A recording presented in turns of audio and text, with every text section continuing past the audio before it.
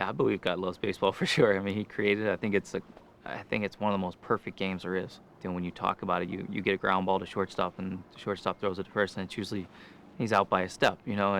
It's just things that only God could create so uniquely.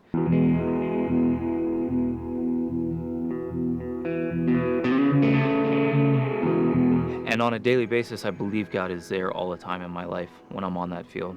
For one, I don't think I'd be there certainly without him. As a kid, I was always the smallest one playing the game usually. I had open heart surgery when I was 5 years old, and just things that probably uh, shouldn't be happening. I shouldn't be playing on a Major League Baseball field. When it comes to the game itself, it's such a game of failure.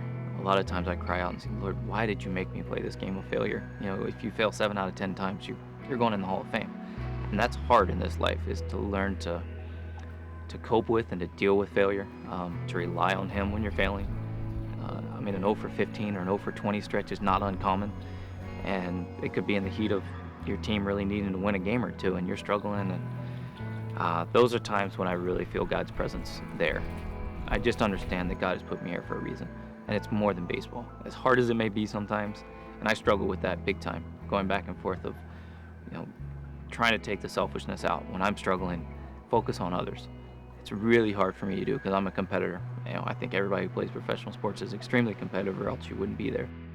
I think early in my Christian walk and still now, I beat myself up over failures, and I think more so certainly early on, I lived in guilt, shame, um, scared to talk about it.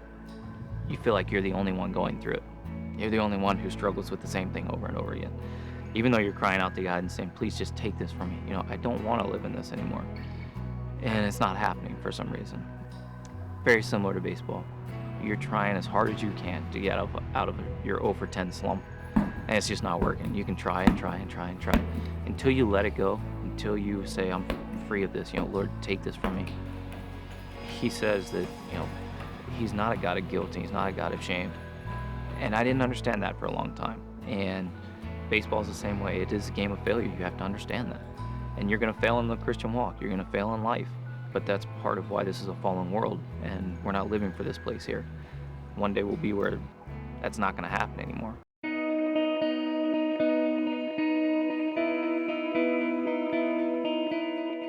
When I look at my life, I realize that the struggles that I had in middle school, the struggles that I had in high school, the struggles that I had in college, most of them are still the same as those struggles I have now as a Major League Baseball player, as someone who, as you would say, or as the world would look at and say, privileged or put on a pedestal or has everything in the world that you could possibly want. The struggles are very similar.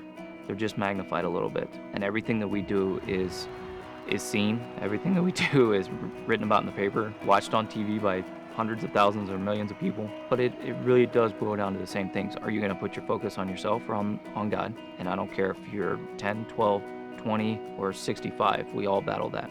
Is where's our worth in life? Is it in what I've done? Is it in what I'm holding? Or is it in what God has done for us and what Jesus has come and done for us on the cross? So I think that's, above all else, is keeping Him first. That's the biggest struggle in life in general. It's not about how much money we make. We can't take it with us. It's not about how many women we sleep with. It'll all come back to hurt us and cause pain.